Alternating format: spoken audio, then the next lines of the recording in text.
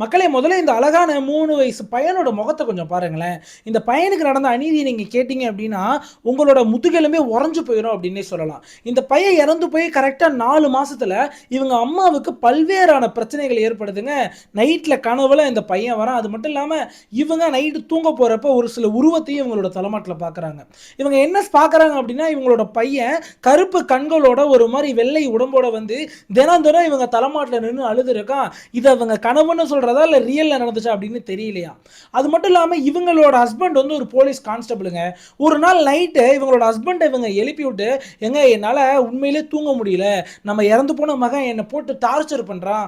உங்கள்ட்ட மிகப்பெரிய ஒரு உண்மைய சொல்லப் போறேன்" அப்படின்னு ஒரு உண்மைய சொல்றாங்க. அப்ப அந்த போலீஸோட ரத்தம் எல்லாம் உறைஞ்சிருச்சுன்னே சொல்லலாங்க.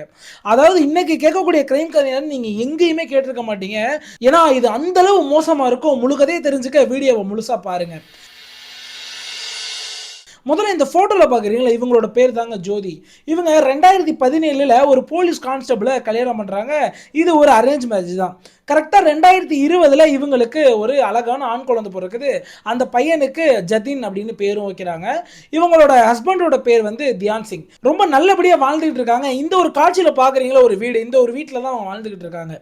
ஒரு நாள் இந்த ஜோதி வந்து தன்னோட கணவர்கிட்ட போய் என்ன சொல்றாங்க அப்படின்னா, ஏங்க நீங்க வேலைக்கு போயிடுறீங்க, உங்களுக்கு கான்ஸ்டபிள் வேலை அப்படின்றதுனால நீங்க நைட் டியூட்டியும் அதிகமாக பார்க்குறீங்க, எங்கள் குடும்பத்தோட நீங்கள் டைம் ஸ்பெண்ட் பண்ணவே மாட்டீங்க, எனக்கு ரொம்ப போர் அடிக்குது, அது மட்டும் இல்லாமல் தனியாக நம்ம பிள்ளைய பார்த்துக்கிறதுனால எனக்கு மைண்ட் ஒரு மாதிரி எஃபெக்ட் ஆகுதுங்க, அதனால் எனக்கு சின்னதாக எதுனா பிஸ்னஸ் மாதிரி நீங்கள் ஒரு விஷயத்தை அலோகேட் பண்ணீங்கன்னா நான் அந்த பிஸ்னஸை பார்த்துக்கிட்டு அப்படியே நம்ம பையனையும் பார்த்துக்கிட்டு இருப்பேன், நான் கொஞ்சம் மனசு கொஞ்சம் நிம்மதியாக நான் ஒரு ஸ்ட்ரெஸ் ரிலீஃபாக ஃப்ரீயாக இருப்பேன், எனக்கு எதனா ஏற்பாடு பண்ணி கொடுங்க, நம்ம இருக்கோம்லங்க இந்த ரெண்டட் வீடு, இது கீழே நிறைய கடைகள் இருக்கு, அதுல ஒரு கடையை வாடகைக்கு எடுத்து எனக்கு எதனா கடை வச்சு கொடுங்கன்னு சொல்லிட்டு ஜோதி வந்து தன்னோட போலீஸ் கான்ஸ்டபிள் கணவன்ட்ட கேட்குறாங்க.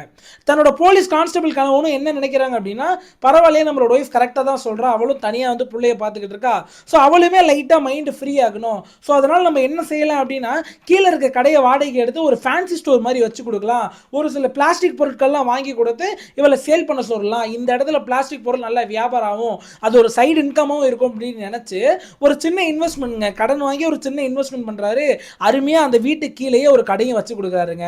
ஸோ கிட்டத்தட்ட ஒரு 8 மாசம் வரையும் அந்த கடை அவ்வளோ அருமையா போயிட்டு இருக்கு, நல்ல வருமானம் வருது, இவங்களோட குடும்பமே அவ்வளோ ஹாப்பியா இருக்குங்க.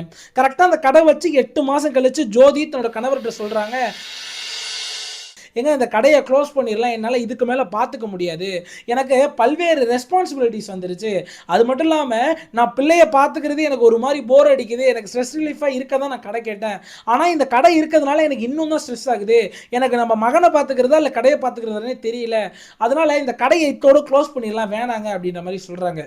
கணவன் ஒரே சண்டை போடுறாரு, ஏண்டி நான் வந்து உனக்காண்டி நீ கேட்ட அப்படின்றதுனால தான் கடன் வாங்கி உனக்கு அந்த கடை வச்சு கொடுத்தேன், நீ இப்படி சொன்ன அப்படின்னா அந்த கடனை யார் அடைக்கிறது, அது மட்டும் இல்லாமல் நிறைய ஸ்டாக்னு வித்து போகாமல் அந்த கடையிலே இருக்கு, வேணா இப்படி நம்ம பண்ணலாம், புது ஸ்டாக் எதுவும் வாங்காமல் இருக்கலாம், இருக்கிற பழைய ஸ்டாக் எல்லாத்தையும் நீ வித்து முடிச்சிரு அப்படின்ற மாதிரி கணவர் சொல்றாரு. அவங்க ஒரு மாதிரி சம்பாட் ஏற்றுக்காம மாதிரியே இருக்காங்க. ஸோ இது கொஞ்சம் நாட்கள் போது தொடர்ச்சியாக சண்டை நடந்துக்கிட்டே இருக்கு வீட்டில் இந்த கடையை வச்சு. ஒரு நாள் அந்த ஒரு இடத்துல ஒரு வெட்டிங் ஃபங்க்ஷன் கீழே நடந்துகிட்டு இருக்குங்க, இவங்க ரெண்டல் ஹவுஸ் கீழே. ஸோ நல்ல கும்பலாக இருக்குது, பயங்கர கும்பலாக இருக்குது. என்ன நடக்குது அப்படின்னா அன்னைக்கு யாருமே எதிர்பார்க்காத ஒரு பயங்கரமான சம்பவம் நடந்திருக்குங்க. இந்த 3 வயசு பையன் ஜதின் அந்த ஒரு வீட்டு மாடியிலேருந்து தவறி கீழே விழுகிறாரு. உடனே கீழே விழுந்தோடனே அழுக சத்தம் கேட்டுட்டு சுற்றிவங்க எல்லாம் ஒடியாடுறாங்க. அந்த 3 வயசு பையனோட தலை ஓப்பன் ஆகி நிறைய பிளட் லாஸ் ஆகுதுங்க. உடனே அந்த பையனை எடுத்துக்கிட்டு ஆஸ்பத்திரி கூட்டு போகிறாங்க. இந்த சைடு அந்த பையனோட அப்பா போலீஸ் கான்ஸ்டபிளுக்கும் தகவல் தெரிவிக்கிறாங்க. அவருமே அந்த இடத்துக்கு வராரு. இவங்க அம்மா ரொம்ப கதறி கதறி அழுகுறாங்க. ஐயோ நம்ம பிள்ளைய அப்படி விட்டுட்டோமே, ஒழுங்காக பார்த்துக்கிட்ட பையன் விழுந்திருக்க மாட்டேனே அப்படின்ட்டு தன்னைத்தானே வருத்திக்கிட்டு அவ்வளோ அழுக ஆரம்பிக்கிறாங்க. ஸோ தன்னைத்தானே காயப்படுத்தி இருக்காங்க. இதெல்லாம் பார்த்துட்டு கணவன் ஒண்ணும் இல்ல நம்ம பையன் மீண்டும் வந்துருவான் கவலைப்படாதன்னு சொல்லிட்டு பொண்டாட்டியை தேத்திக்கிட்டு இருக்காரு. இந்த சைடு என்ன நடக்குது அப்படின்னா அடுத்த நாளேங்க, இது எப்ப நடக்குதுன்னா ஏப்ரல் 28ஆம் தேதி 2023 பையன் வந்து மாடியில இருந்து கீழே விழுறான். ஏப்ரல் 29ஆம் தேதி மருத்துவர்கள் என்ன சொல்றாங்க அப்படின்னா பையனோட தலையில அடிபட்டதுனாலையும் அதிகப்படியான ரத்தப்போக்கு ஆனதுனாலையும் அந்த பையனோட உயிரை எங்களால் காப்பாற்ற முடியல, மன்னிச்சிருங்க அப்படின்ற மாதிரி சொல்றாங்க. உடனே அந்த குடும்பத்துக்கு ஒரு மிகப்பெரிய இழப்பாகுதுங்க. அந்த பையனுக்கு நல்ல முறையில் இறுதி சடங்கு எல்லாமே பண்றாங்க. அந்த குடும்பமே ஒரு மாதிரி உடஞ்சு போகுதுங்க. அந்த ஊர் மக்கள் எல்லாருமே அவங்களுக்கு ஆறுதல் சொல்லிட்டு இருக்காங்க. இந்த போலீஸ் கான்ஸ்டபிள் கணவருமே தன்னோட வேலையை கொஞ்ச நாள் பிரேக் பண்ணலாம் அப்படின்ட்டு நிறைய நாள் லீவ் வாங்கிட்டு வீட்டில் தன்னோட மனைவியோட இருக்காங்க. ரொம்ப மனைவி மனதளவில் பாதிக்கப்பட்டாங்க. ஒழுங்கா சாப்பிடவே மாட்டாங்க. கிட்டத்தட்ட பல வாரங்கள் அவங்க ஒழுங்கா சாப்பிடல அப்படின்னு சொல்றாங்க. ஸோ இந்த மாதிரி நடந்துகிட்டு இருக்க மனைவிட்ட ஒரு விஷயங்களை கணவர் நோட் பண்றாரு. என்ன விஷயம் அப்படின்னா, மனைவி அடிக்கடி கிச்சன்ல தனியா பேசிக்கிட்டு இருக்காங்க. யார் கூட பேசுறாங்க அப்படின்றது கணவருக்கு தெரியல. ரெண்டாவது விஷயம், மனைவி டெய்லி நிம்மதியாவே தூங்க மாட்டாங்க. அடிக்கடி எந்திரிக்கிறாங்க. எந்திரிச்சது மட்டும் இல்லாம மனைவியோட முகம் ஃபுல்லா வேர்வை, அவ்வளோ வேர்வை ஊத்துதுங்க. மனைவிக்கு இப்படி வேர்க்காது அப்படின்னு சொல்றாங்க. இது எல்லாத்தையுமே கணவன் நோட் பண்ணிட்டு ஆரம்பத்தில் என்ன நினைக்கிறாரு அப்படின்னா, தன்னோட மகன் இறந்ததுனால இந்த ஒரு துயரத்துக்கு போயிட்டாங்க ஒரு தாயா தன்னோட மனைவி அப்படின்ட்டு அவங்கள எந்த அளவு சப்போர்ட் பண்ண முடியுமோ லீவ்லாம் போட்டுட்டு சப்போர்ட் பண்ணிக்கிட்டே இருக்காங்க. இன்னொரு சைடு கடையுமே ஓப்பன் பண்ணிட்டாங்க. அந்த ஒரு பிளாஸ்டிக் கடையுமே பையன் இருந்து கொஞ்ச நாள்லயே ஓப்பன் பண்ணி அங்க உள்ள ஸ்டாக்ஸையுமே வித்து முடிச்சிட்டாங்க. ஒரு நார்மல் ஆகிட்டு இருக்கப்ப இந்த மாதிரி நடக்குது அப்படின்னு கணவன் ரொம்ப ஃபீல் பண்ணிக்கிட்டு இருக்காரு. சரி, எதனா ஒரு சைக்காட்ரிஸ்ட போலாம், எதனா மருத்துவர்கிட்ட போலாம் அப்படின்ட்டு ஒரு மருத்துவர் அணுகுறாங்க. மருத்துவர் ஃபுல்லா செக் பண்ணி பார்த்துட்டு உங்க மனைவிக்கு எந்த ஒரு பிரச்சனையும் இல்லை, ரீசெண்டா இந்த மாதிரி தன்னோட மகன் இறந்ததை அவங்க கண்ணால பார்த்ததுனால இந்த மாதிரி ஒரு நிலைமைக்கு உள்ளாயிட்டாங்க, இது டிப்ரெஷன் தான், வேற ஒன்றும் கிடையாது, இது சரியாக ஒரு மாசம் ஆகலாம், ஒரு வருஷம் ஆகலாம், இல்லை சரியாகாமே கூட போகலாம், நீங்க என்ன செய்றீங்க என்விரான்மெண்ட்டை சேஞ்ச் பண்ணி பாருங்க, கொஞ்ச நாள் என்விரான்மெண்ட் மாறினுச்சுன்னா அந்த பிரச்சனை சரியாக அதிக சான்ஸ் இருக்கு அப்படின்ட்டு மாத்திரை மருந்து எதுவுமே எழுதி கொடுக்காம தூக்கத்துக்கு மட்டும் மருந்தெல்லாம் கொடுத்துட்டு உங்களோட என்விரான்மெண்ட்டை மாத்திக்கணும்னு சொல்லி கன்சல்ட் பண்ணி அனுப்பிட்டாங்க டாக்டர். இவரும் என்ன செய்யறாரு அப்படின்னா, மனைவியை அழைச்சிட்டு மனையோட பிறந்த ஊருக்கே போயிட்டு கொஞ்ச நாள் ஒரு 20 நாள் வரையும் அந்த ஊர்ல வாழ்றாங்க. அந்த ஊருக்கு போயுமே மனைவி இதே மாதிரியான சிக்கல்களை சந்திக்கிறாங்க. எங்க கரெக்டா ஜோதியோட பிறந்த வீட்டுல இருந்துட்டு தன்னோட சொந்த ஊருக்கு வந்துட்டு ஒரு வாரம் கழிச்சு என்ன நடக்குது அப்படின்னா, கரெக்டா ராத்திரி 1:30 மணி போல இந்த மனைவியான ஜோதி தன்னோட கணவனை ரொம்ப பதட்டப்பட்டு எழுப்புறாங்க. எழுப்பிட்டு ஒரு விஷயத்த கணவன்கிட்ட சொல்றாங்க. கணவன் கேட்கிறாரு, என்னமாச்சு, ஏன் இவ்வளவு பயத்துல இருக்க, என்ன ஆச்சு அப்படின்னு கேட்கறாங்க. மனைவி சொல்றாங்க, நான் இன்னைக்கு உங்கள்கிட்ட ஒரு மிகப்பெரிய உண்மையை சொல்ல போறேன் அப்படின்னு சொல்றாங்க. கணவன் அந்த இடத்துல ஆச்சரியப்பட்டுட்டே ஒரு விஷயத்தை கேட்கிறாரு, என்ன உண்மையை இந்த நேரத்தில் எதுக்கு என்ன எழுப்புற, ஏன் இவ்வளவு பயப்படுற, என்ன உண்மை சொல்ல போற, எனக்கு புரியலையே அப்படின்னு கேட்கறாங்க. அப்ப மனைவி சொல்றாங்க, நம்ம இறந்து போன பையனை பத்தின உண்மையை நான் சொல்ல போறேன் அப்படின்னு சொல்றாங்க. உடனே கணவனும் என்ன எனக்கு புரியல, என்ன சொல்ல வர அப்படின்னு கேட்டோடனே, நம்மளோட பையன் மேலேருந்து கீழே விழுந்தெல்லாம் இறக்கல, அது ஒரு ஆக்சிடென்ட் இல்லை அப்படின்ற மாதிரி சொல்றாங்க. உடனே கணவர் பதட்டத்தில் பயத்திலையும், நீ சொல்றது எனக்கு விளங்கலை, ஒழுங்கா தெளிவா சொல்லு அப்படின்னு சொன்னோடனே முழு விஷயத்த சொல்ல ஆரம்பிக்கிறாங்க. அதாவது இவங்களே தான் அந்த பையனை மேலேருந்து தள்ளி விட்டதா சொல்றாங்க தன்னோட கணவன்கிட்ட. கணவனுக்கு ஒண்ணுமே புரியல. என்னோட ஆசாசியா வளர்த்து தெரிஞ்சுட்டு தன்னோட மகன் இறந்ததுனால இவ்வளவு நாள் இவ்வளவு துயரத்தில் இருந்தாலே, டாக்டர்லாம் கூட அணுகணுமே, இதனாலதான் இப்படி இருக்கா அப்படின்னு சொல்றாரு. இவளே தள்ளி விட்டதா சொல்றா அப்படின்ட்டு எதனா மனம் பித்து பிடிச்சு போய் பேசுறாளா அப்படின்ட்டு நிறைய கேள்விகள் கேட்க ஆரம்பிக்கிறாரு. அவ திருப்பி ஒரே விஷயத்தை தான் சொல்றா, நான் தான் நம்மளோட பையனை மேலேருந்து தூக்கி எறிஞ்சேன் கீழே அப்படின்னு சொல்லிக்கிட்டே இருக்காங்க. உடனே கணவன் என்ன புரிஞ்சுக்கிறாரு அப்படின்னா, அவ எந்த ஒரு மனப்பித்திலும் இல்லை, அவ தெளிவா தான் இருக்கா, தெளிவான பதில் தான் சொல்லிக்கிட்டு இருக்கா அப்படின்றதுனால ஒரு தெளிவான கேள்வி கேட்கிறாரு. எதனால தள்ளி விட்ட அப்படின்னு கேட்கிறாரு. அப்ப ஒரு பதில் சொல்றாங்க. அதாவது, நான் உங்கள்கிட்ட கடை மூடணும் அப்படின்னு நிறைய நாள் சண்டை போட்டுக்கிட்டே இருந்தேன், நீங்க கடையை மூடவே விட மாட்டேன் அவ்வளோ அடம் பிடிச்சிட்டு இருந்தீங்க. அன்னைக்கு காலையில் நம்ம மகன் இறக்கிறது அன்னைக்கு காலையிலுமே என்கிட்ட சண்டை போட்டுக்கிட்டு தான் நீங்க உங்களோட வேலைக்கு போனீங்க. நான் என்ன நினைச்சேன் அப்படின்னா, நம்மளோட மகனை மேலேருந்து நான் கீழே விடுறது மூலியமா நம்ம மகனோட உடம்புல ஒரு சில சின்ன அளவிலான காயங்கள் ஏற்படும். அந்த காயங்கள்லாம் நீங்க நோட் பண்ண பிறகு என்ன நினைப்பீங்க அப்படின்னா, நீங்க எதனா ஒரு அபசகுணமா நினைச்சிருவீங்க. ஏன்னா உங்களுக்கு கடவுள் நம்பிக்கை அதிகமா இருக்குல்லங்க. ஸோ அபசகுணமா நினைச்சிட்டீங்க அப்படின்னா நான் சொன்ன விஷயத்தை நீங்க கட்டுப்பட்டிருப்பீங்க. ஏன்னா நீங்க என்ன சொல்லிக்கிட்டு போனீங்க, அன்னைக்கு கடையெல்லாம் மூட முடியாதுன்னு சொல்லிட்டு போனீங்க. நீங்க மூட முடியாதுன்னு சொல்லிட்டு போனதுனால இந்த மாதிரி அபசகுணமான விஷயங்கள் நடந்துருச்சு அப்படின்னு கருதி நீங்க அந்த கடையை மூடுறதுக்கு ஒத்திப்பீங்கன்னு நம்பி தான் நம்மளோட மகனை நான் தள்ளி விட்டேன். ஆனா அவனோட உயிர் போகும் நான் நினைக்கவே இல்லை அப்படின்ட்டு கதறி அழுகுறாங்க. கணவன் ஒண்ணுமே பேசவே இல்லைங்க. இது எல்லாமே காதுல வாங்கிட்டே இருக்காரு. அவர் ஒரு போலீஸ் கான்ஸ்டபிள். வாங்கிட்டே இருந்து ஒரே ஒரு கேள்வி கேட்கிறாரு, இதெல்லாம் சரி, எதுக்காக இத்தனை மாசம் கழிச்சு இந்த விஷயத்தை என்கிட்ட சொல்ற, நீ சொல்லாம கூட இருந்திருக்கலாமே அப்படின்ற மாதிரி கணவன் கேட்கிறாரு. அப்ப ஒரு பகிரங்கமான ஒரு பேய் ரீதியான விஷயத்தை சொல்றாங்க இந்த மனைவி. அதாவது என்ன சொல்றாங்க அப்படின்னா, இந்த மாதிரி தன்னோட மகனை தள்ளிவிட்ட பிறகு தொடர்ச்சியா அந்த மகன் தன்னோட கனவுல வந்ததா முதல்ல சொல்றாங்க. ஆரம்பத்தில் அந்த மகன் கனவுல வந்து அழுதுகிட்டே இருந்தானா, எதுவுமே பேசவே மாட்டானா. இவங்க அம்மாவும் அந்த கனவுல அந்த மகன்கிட்ட, இறந்து போன மகன்கிட்ட பேச முயற்சிக்கிறாங்களா, ஆனா எதுவுமே பேசவே மாட்டாங்களாங்க. இந்த மனைவியோட கனவுல எப்படி கனவு வந்திருக்கு அப்படின்னா, ஆரம்பத்தில் இந்த மகன் சாதாரணமா வந்தாலும் நாள் ஆக ஆக அந்த மகனோட உடம்புல அழுகு நிலையில கனவுல வந்திருக்கு. அது மட்டும் இல்லாம அழுகு நிலையிலே அவன் இவங்கள்ட்ட பேசுற மாதிரியான கனவு வந்திருக்கு. கண்ணெல்லாம் ரொம்ப வந்து கருப்பாகி ஆகி உடம்பு முழுக்க வந்து வெள்ளையா, எனக்கு ரொம்ப பசிக்குதுமா, ஏமா என்ன இப்படி பண்ண, எதனாலமா இப்படி பண்ண, நீ என்ன தூக்கம் தானமா நான் உன்கிட்ட ஆசையா ஒடியாந்தேன், என்ன தூக்கம் நினைச்சதானமா உன் நெஞ்சில நான் சாஞ்சேன், என்ன ஏமா மேலேருந்து தூக்கி எறிஞ்ச அப்படின்ட்டு இந்த மாதிரியான கேள்விகள் அந்த மகளோட ஆத்மாவோ ஆவியோ தான் கனவுல கேட்கறதா இவங்க சொல்றாங்க தன் கணவன்கிட்ட. கணவன் இது எல்லாத்தையுமே மிரண்டு போய் கேட்டுட்டே இருக்காரு. இது சொல்லிக்கிட்டு இருக்கப்பே சொல்றாங்க, அந்த மூலையில் நின்றுட்டு தான் நம்மளோட மகன் என்னையே முறைச்சு முறைச்சு பார்த்துக்கிட்டு இருந்தான். முதல்ல ஆரம்பத்தில் கனவு வந்தப்ப என்கிட்ட பேசிக்கிட்டு தான் இருந்தான், அதுக்கப்புறம் என்கிட்ட அழுக ஆரம்பிச்சான், இப்போ கொஞ்ச நாளா என்னை ரொம்ப முறைக்க ஆரம்பிச்சிட்டான். ஒருவேளை இந்த உண்மையை நான் உங்கள்கிட்ட சொல்லணும்னு அவன் நினைக்கிறான் போல, அதனால எனக்கு ரொம்ப பயமா இருக்கு. ஒருவேளை என்ன இதெல்லாம் நம்ம மகன் பண்ணிடுவானோ இதை நான் சொல்லாம இருந்தா, அதனால தாங்க நான் இதெல்லாம் சொல்றேன் அப்படின்ற மாதிரி பகிரங்கமா ஒரு விஷயம் சொல்றாங்க. இது மட்டும் அவங்க சொல்லலைங்க, நாள் முழுக்க அவங்க மகன் இவங்க பின்னாடியே சுத்திக்கிட்டு இருக்க மாதிரியே சொல்றாங்க. எங்க அன்னைக்கு நான் மகனை ரூஃப்லேருந்து தள்ளி விட்டப்ப அவன் உடையாந்த காட்சி எனக்கு இன்னுமே நினப்பு இருக்கு.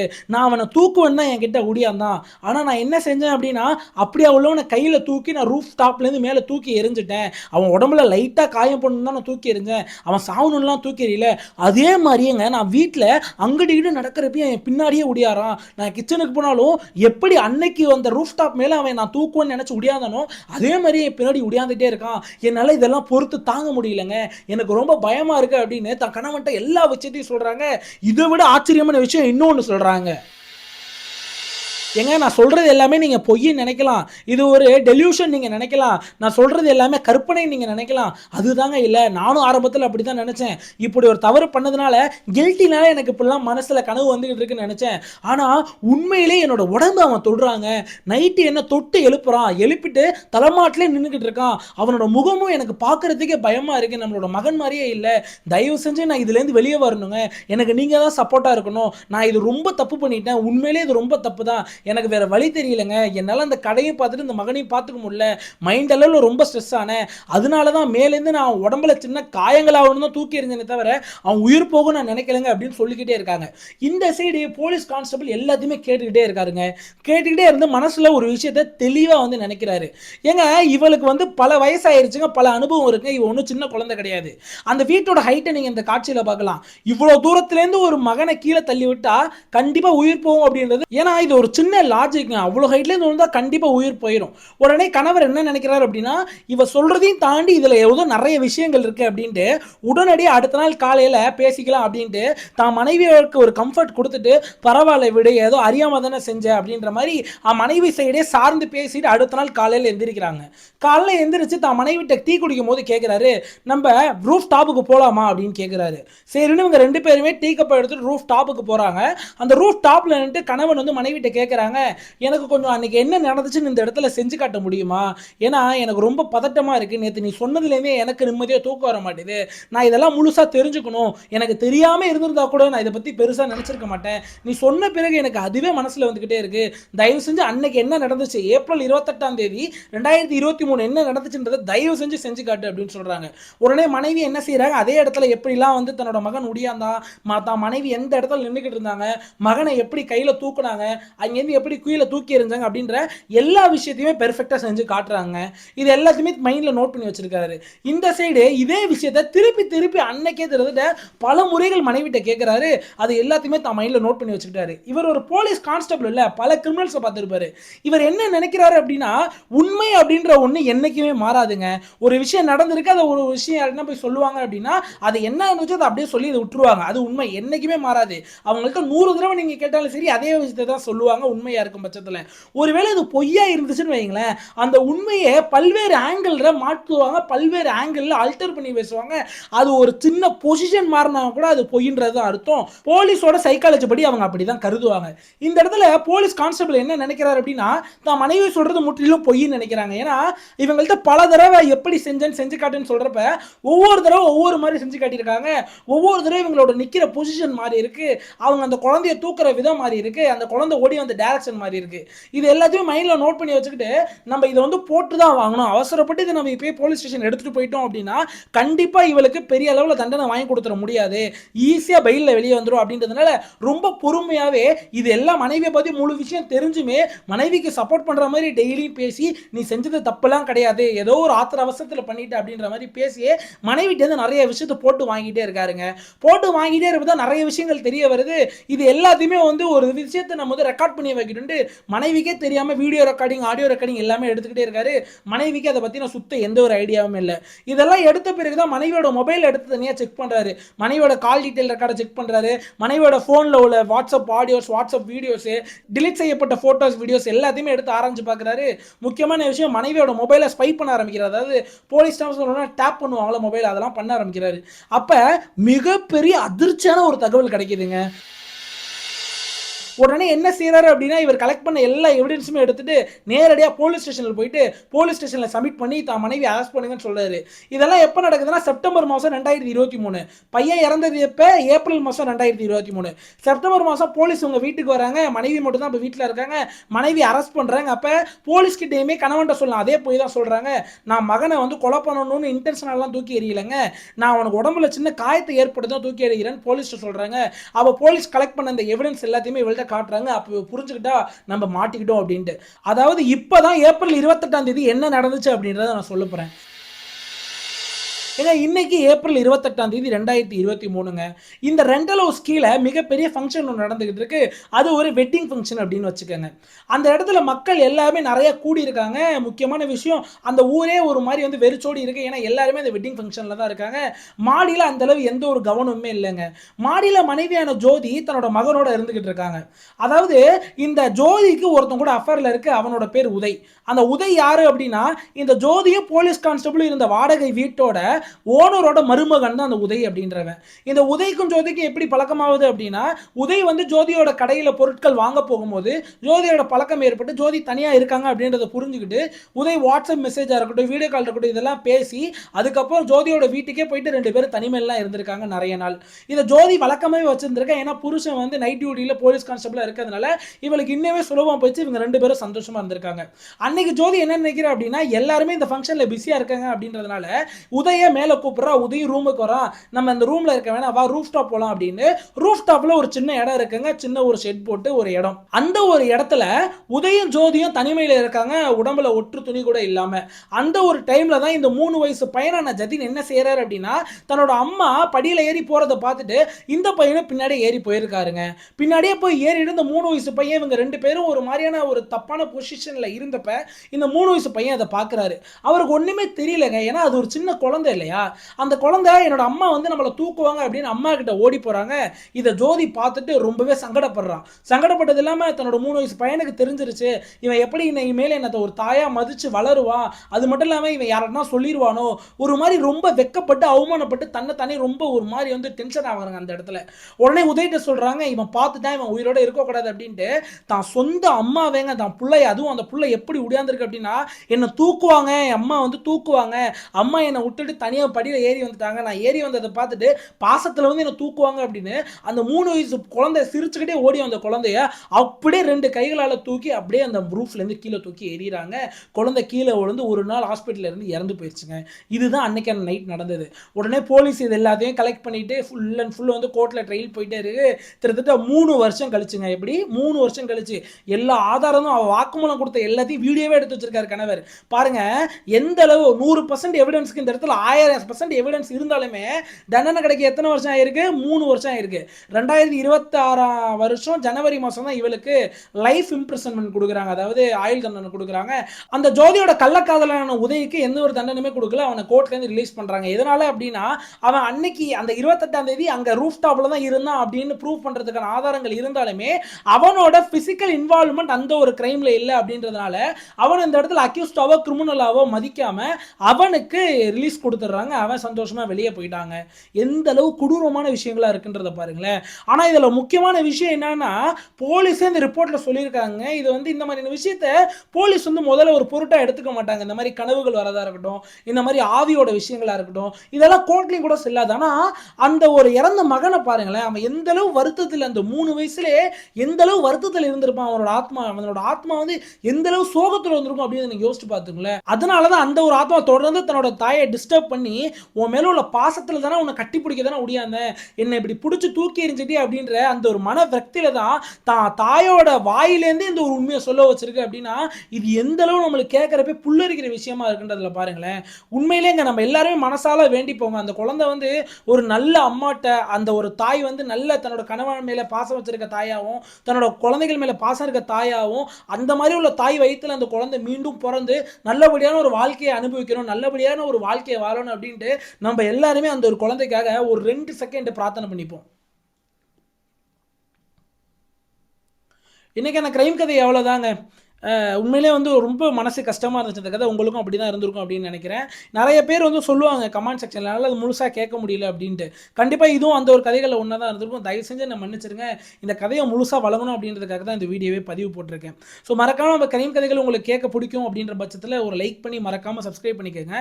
முடிஞ்சால் எனக்கு ஒரு உதவி பண்ணுங்க. நான் வந்து டெய்லி இந்த ஒரு சேனலில் வீடியோ போட முடியாது அப்படின்றதுனால 2வது சேனலை எஸ்பி ஃபைல்ஸ் அப்படின்ற ஒரு சேனல் ஓப்பன் பண்ணேன். அது நல்ல முறையில் வந்து வியூஸ் போயிட்டு அது மானிட்டைசேஷன் ஆன் ஆக போகுது. ஆனால் அதுக்கு இன்னும் ஒரு 1000 சப்ஸ்கிரைபர் தேவைப்படுதுங்க. 500 தான் இருக்கு, இன்னும் 1000 தேவை.